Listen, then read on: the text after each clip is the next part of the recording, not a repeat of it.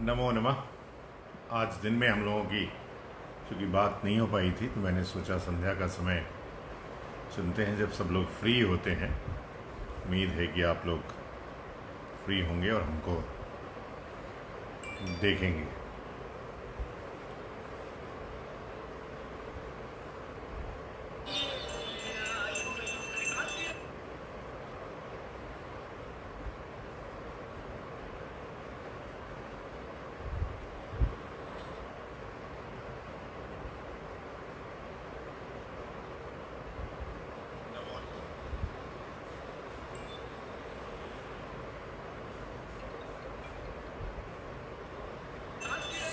हम जी, विनीत पाठक जी,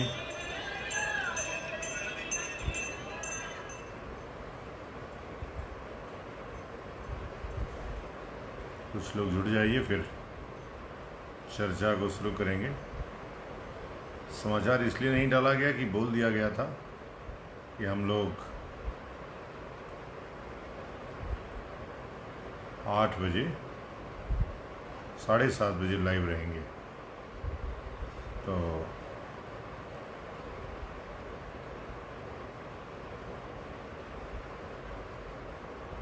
कुछ लोगों को आप लोग भी शेयर कर दीजिए ताकि कुछ लोग जुड़ सकें और देख सकें।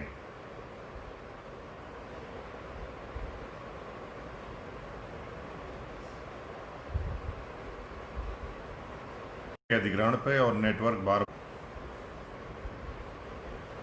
वाह, सद्दाम भाई भी आ गए हैं। थोड़े कुछ लोगों को जोड़ लीजिए आप लोग। मुकेश जी भी आ गए हैं। तो सुबह हम लोग बात चर्चा नहीं कर पा रहे थे मंदिरों के अधिग्रहण के संबंध में, चूँकि जब पहली बार तमिलनाडु टेम्पल एक्ट के तहत 1843 में हम लोग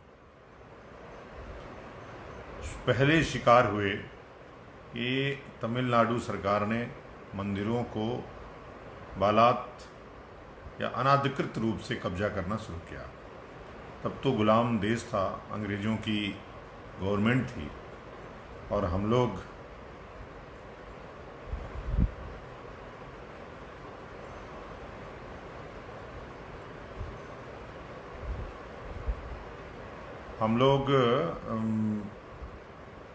उसका प्रतिरोध भी नहीं कर पाते थे। फिर परंतु उस समय 1857 का विद्रोह हुआ और वो मामला दब गया।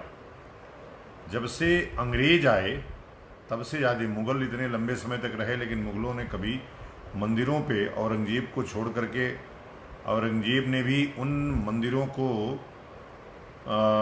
ज़्यादा अटैक किया जहाँ कर नहीं मिलता था। तो उसने मस्जिदों पे भी हमले किए। मेरे ख्याल से आप लोग अगर कुछ और लोगों को जोड़ सकें तो ज़रूर जोड़िए। और नमो नमः आचार्य दिवाकर मणि त्रिपाठी जी, रजनीश सिंह राजपूत जी, और सद्दाम भाई, धर्म सिंह यादव जी, रमेश कुमार मिश्र जी, आशुतोष कुमार गौतम जी, मिथिलेश सिंह जी, नारायण। तो उम्मीद है कि आप लोग अधिकतम संख्या में इस टाइम ज़रूर जुड़ेंगे। सब लोग तो होंगे और अपने अपनी जगह पर मेरी तरह ही काढ़ा पी रहे होंगे। एक गिलोय का काढ़ा है, आप ज़रा अपने भी लेते रहिए और ये देखते रहिए कि चूँकि अब एक कोरोना घर घर में आ गया है और मान करके चलिए इसको सिंपल एक फ्लू है और इसको बहुत पैनिक नहीं होने देना है और आपको बहुत पैनिक नहीं होना है। आप काढ़ा लेते रहिए, हल्दी के गरारे करते रहिए। जो औषधियाँ हमारे घरों में उपलब्ध हैं उन औषधियों को किचन में उपलब्ध हैं उसको लेते रहिए, अदरक को लेते रहिए और अपने गले को ठीक रखिए बस। और हमारे अभी दिवाकर मणि त्रिपाठी जी इसमें हैं, कोरोना से जंग जीत करके आए हैं, वो अपना अनुभव भी हो सकता है यहाँ शेयर करेंगे, आप लोगों को बताएंगे। कि किस प्रकार से हमको, क्योंकि ये भी होम क्वारंटाइन थे और अभी अब ये जांच करने का विषय नहीं है। गला खराब हो, मान लीजिए कोरोना है, और चूंकि अब ये सरकारी आंकड़े का खेल हो गया है और ये अब घोटाले की भेंट चढ़ रहा है। अब आंकड़े बढ़ाए जा रहे हैं पैसे के लिए। तो आप बस अब निश्चिंत भाव से इसको घर में काढ़ा पी करके और छोटी मोटी दवाइयाँ लेकर के ठीक करिए। अगर भगवान ने चाहा तो आपको कुछ नहीं होने वाला है।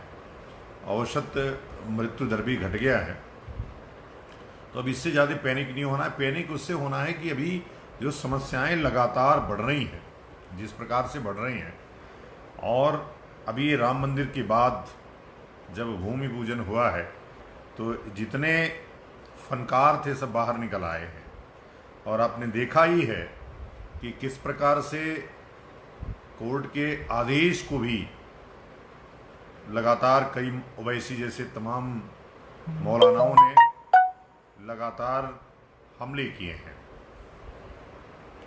लेकिन उससे घबराना नहीं है, ये तो होता चला आया है, ये होता रहेगा। बस आप जरूर रहे हैं कि योग करिए, प्राणायाम करिए। ठीक बात है, योग प्राणायाम से भी आपकी इम्यूनिटी जैसे बढ़े। गिलोय कुछ करती नहीं है, गिलोय आपकी इम्यून सिस्टम माने रोग प्रतिरोधक क्षमता को बढ़ा देती है, और रोग प्रतिरोधक क्षमता अगर बढ़ी रहेगी तो कोई कुछ नहीं कर सकता है। चाय हटाकर काढ़ा पीजिए, मैं पी रहा हूँ, वही समय है। क्योंकि शाम को गला वैसे ही भारी होने लगता है, तो आप काढ़ा वाढ़ा पीते रहिए, स्वस्थ रहिए, प्रसन्न रहिए, ठीक रहिए। और जो लड़ाई, जो अभी अभियान हम लोगों ने मंदिरों के पक्ष में शुरू किया है, 1952 का जो बिना चुनी हुई सरकार द्वारा पारित जो एक्ट है उसको समाप्त करना है। उसको समाप्त करके अभी जो आप सोचिए कि इतने 9 लाख लगभग मंदिर थे और उससे जुड़े हुए करोड़ों लोग थे। सरकारों ने अधिग्रहित करके उसको उन पंडितों को, उन पुजारियों को आरक्षण के मामले में तो सवर्ण श्रेणी में रखा और उनका रोजगार छीन लिया, और सरकार ने उसको अपना व्यवसायिक सेंटर बना दिया। तो मेरी मांग यही है कि फिर से यदि सनातन धर्म को ठीक से मजबूत करना है तो इन मठ मंदिरों को वापस ले आना पड़ेगा। और जब तक हम लोग वापस नहीं लाएंगे तब तक कुछ नया हो जाएगा। आप ऐसे एक नया मंदिर बनाएंगे और अरे मुसलमानों ने ले लिया और सरकार ने ले लिया, सरकार लेकर के उसको अपने लिए धनार्जन का माध्यम बना रही है, और मुसलमान उसको हटा करके मस्जिद बना रहे थे। तो काम दोनों एक ही जैसा है। मेरा कहना है कि इसको हम सबको मिल करके यह प्रयास करना चाहिए कि ये जो असंवैधानिक एक्ट है, संविधान भी ये कह रहा है कि आप सरकार लंबे समय तक किसी ट्रस्ट या परिसंपत्तियों का अधिग्रहण लंबे समय तक नहीं कर सकती है, लेकिन फिर भी सरकार कर रही है। सरकार कर रही है और हम उसको समर्थन कर रहे हैं। हिंदू समाज के लोग एक मंदिर लेने में उनको 500 वर्ष लग गए। कारण क्या है? कारण ये है कि शंकराचार्य का आगमन जो हुआ, आविर्भाव हुआ या उनका अवतार हुआ, वो इसीलिए हुआ कि हम अपने अपने देवताओं की उच्चता को लेकर के विभिन्न भागों में बटे हुए थे। आज फिर वो स्थिति आ गई है। सिख धर्म बना, जैनिज्म बना, बुद्धिज्म बना, धीरे धीरे हम टुकड़े टुकड़े में बट गए। सॉरी, थोड़ा ही छूट गया, सुना कीजिए। थोड़ा कुछ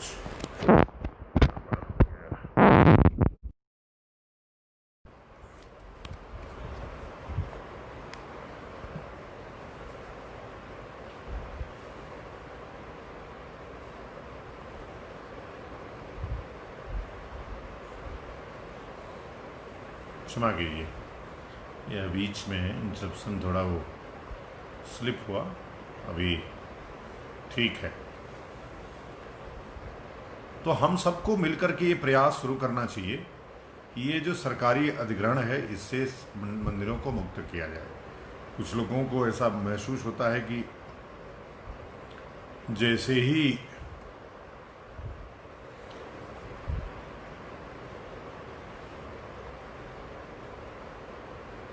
ही अधिग्रहण महंतों के हाथ में जाएगा अराजकता हो जाएगी। ऐसा नहीं है। आपने संकटमोचन मंदिर देखा है, आपने रामेश्वरम देखा है, तमाम ऐसे मंदिर हैं। अभी काशी विश्वनाथ का अधिग्रहण भी 83 के बाद हुआ है। तमाम मंदिरों का आधुनिक अभी अधिग्रहण हुआ है। उसके पहले सब व्यवस्थाएं महंतों के हाथ में थी और उन महंत उससे जो आय होती थी, उस आय से स्कूल, कॉलेज, भंडारे और गरीबों का भोजन, अन्य क्षेत्र, ये सब चलते थे। अब वो सब बंद है। आपको कहीं कुछ निःशुल्क नहीं मिलेगा, सब सशुल्क मिलेगा। मंदिरों में प्रसाद मिलने का कोई पैसा नहीं लगता है। लेकिन आपने देखा कि अब जब तिरुपति बालाजी मंदिर में जाइए तो आपको प्रसाद बिना खरीदे, बिना चढ़ावे के कोई भी विशेष प्रसाद या विशेष चंदन नहीं प्राप्त होता है। कारण क्या है कि सरकार हर हालत में आपसे पैसा निकालना चाहती है, तो तरह तरह के हथकंडे लगा करके आपसे पैसे वो लेती है। तो इन सब चीज़ों से मुक्ति के लिए, असंवैधानिक एक्ट के लिए हम सबको एकजुट होना चाहिए। और जब हम लोग एकजुट होंगे तो निश्चित रूप से ये जो एक्ट है 1952 का, वो समाप्त होगा और फिर से ये जो मठ मंदिर है वह हिंदू समुदाय के पास चला जाएगा। अब मान लीजिए किसी जिले का जिलाधीश, चूँकि उसी के अंडर में सब कुछ होता है, मुसलमान है, तो अब मुसलमान है तो उसको मंदिर से क्या मतलब है, उसको चर्च से क्या मतलब है। तो इसलिए हम सबको प्रयास करके यह सरकारी नियंत्रण जो, अब सोचिए हर महीने, हमने कहा हर साल लगभग इन 4 लाख, पौने 4 लाख के आसपास मंदिर हैं, उनका जो बजट है वो 60 लाख करोड़ रुपए का है। सोचिए जरा, अभी 20 लाख करोड़ देने में हालत खराब हो गई मोदी जी की। अरे अकेले 400 करोड़ के आसपास तो हमारा तिरुपति बालाजी देता है, 150 करोड़ के आसपास विश्वनाथ मंदिर देता है, द्वारका देता है, चारों हमारे धाम देते हैं, बद्रीनाथ, केदारनाथ, गंगोत्री, यमुनोत्री। आप सोचिए ना कितने सारे मंदिर हैं जो डायरेक्टली सरकार के उसमें हाथ में। अब उससे कोई स्कूल कॉलेज तो बनता नहीं है। सरकार अपने खजाना भरती है, अपने काम में लगाती है। कोई ऐसा आदेश है नहीं कि जो ये दान का पैसा है वो केवल हिंदुओं के ऊपर लगेगा। या तो ये एक्ट पास हो, यह जो पैसा है यह केवल और केवल स्कूल, कॉलेज, विश्वविद्यालय, विद्यालय, चिकित्सालय खोलने के काम आएंगे और किसी काम में इसको हम लोग नहीं लेंगे। लेकिन ऐसा हो नहीं सकता है, क्योंकि सरकार अपने संवैधानिक उस उपबंध से बधी हुई है। यह देश धर्मनिरपेक्ष है और धर्मनिरपेक्षता की आड़ में हमारे जनार्दन पांडे प्रचंड जी बैंगलोर से जुड़े हैं। हर हर महादेव।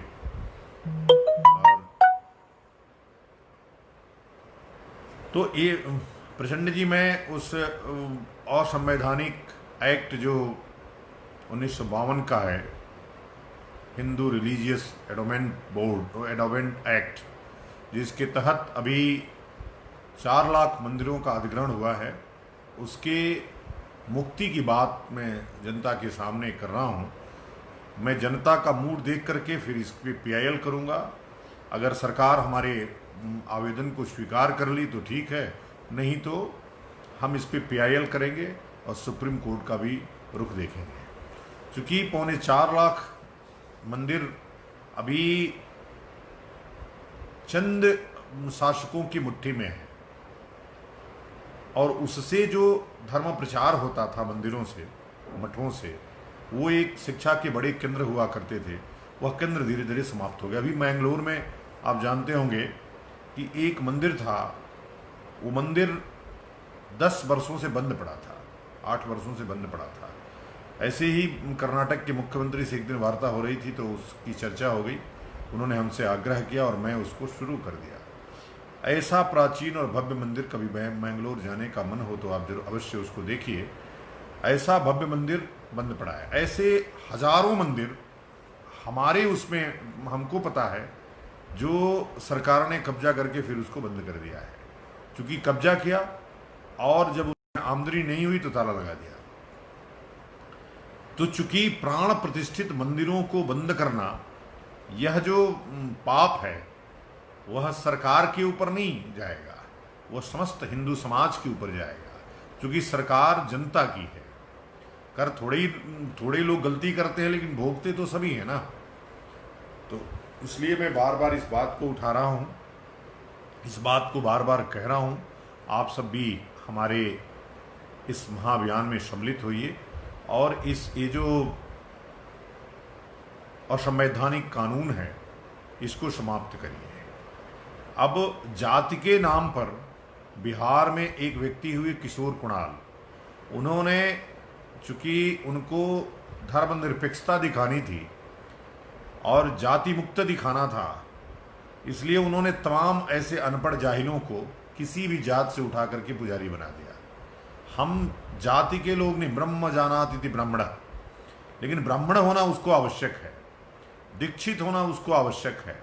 जो हमारे समाज का या हमारी जो परंपराएं हैं उसको ठीक से पालन करना अनिवार्य है, वो पुजारी हो सकता है। लेकिन ये जो एक्ट है, चूंकि सरकार है वो निरपेक्ष है, वो हो सकता है आज किसी जाति को या किसी अनपढ़ व्यक्ति को बैठा रही है, कल आरक्षण के आड़ में किसी, अब देखिए आरक्षण की देन है कि तिरुपति बालाजी मंदिर का अध्यक्ष आज ईसाई है, जो घोर ईसाई है, ईसाई धर्म प्रचारक है। हो सकता है कि तिरुपति बालाजी को जिस प्रकार से राम मंदिर को गिरा करके बाबरी मस्जिद बना दी गई, हो सकता है कभी ये चर्च घोषित कर दें। ये डर है और डरना चाहिए हमको। क्योंकि अभी की जो आंध्र प्रदेश की सरकार है वह पूरी तरह से राशन कार्डों के पीछे ईसा मसीह का फोटो, प्राइमरी स्कूलों पे ईसा मसीह का फोटो, लगातार धर्मांतरण के प्रयास चल रहे हैं। लेकिन आपने रेड्डी समझ करके उसको वोट दे दिया। वो जो जीता है वो ईसाइयों के वोट से नहीं जीता है, वह चूंकि जो रेड्डी बंधु हैं वो तो कट्टर हिंदू हैं, और उन कट्टर हिंदुओं के नाम पर, जैसे अब जाति वाले लोग हैं, अब रावण है, रावण अपने आप को बुद्धिस्ट कहता है लेकिन चमारों का समर्थन मांगता है। चमार हिंदू दलित है और वह हिंदू दलित होने के नाते आरक्षित है, आरक्षण की श्रेणी में आता है। अब वो कहता, अभी देखिए उस 5 तारीख उसके लिए काला दिवस हो गया। जो दिन हमारे लिए गौरव की बात है, सिर्फ इसलिए कि भीम और मीम एक रहे, उसने कहा 5 तारीख काला दिवस है। मैं लगातार सरकारों से मांग कर रहा हूं कि ऐसे नालायकों को जो अपने आप को गैर हिंदू बोलते हैं, उनको गैर हिंदू की श्रेणी में, अल्पसंख्यक की श्रेणी में डाल करके उनको समाप्त, उनका आरक्षण छीन लेना चाहिए। इनकी बुद्धि ठिकाने हो जाएगी।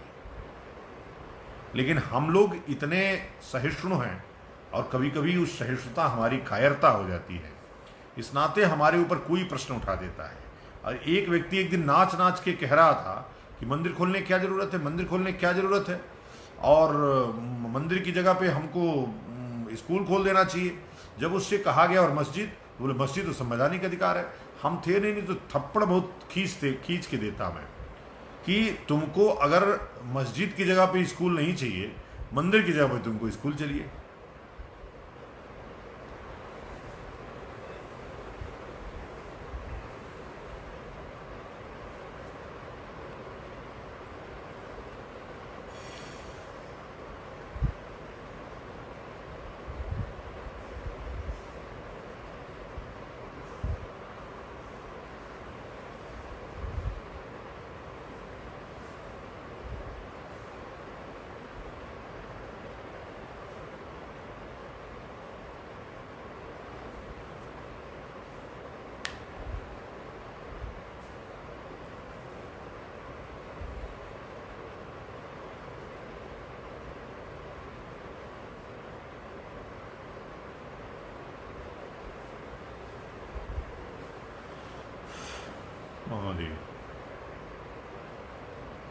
तो मुझे बस आज इतना ही कहना है। आप इस महाअभियान को अपनी गति दीजिए, अपना समर्थन दीजिए, शंकराचार्य परिषद को अपना समर्थन दीजिए, ताकि जो मुहिम हम सब ने सनातन धर्म की पुनर्स्थापना का किया है, फिर से स्थापना का किया है, वह उसमें हम सब सफल हों। आप सब आशीर्वाद दीजिए, आप सब समर्थन दीजिए, और ये जो मंदिरों की मुक्ति का काम, मुक्ति का जो पुण्य कार्य हम सब ने शुरू किया है, वह सफल हो, इसके लिए प्रार्थना करिए। आप सबका बहुत बहुत आभार। नमो नमः।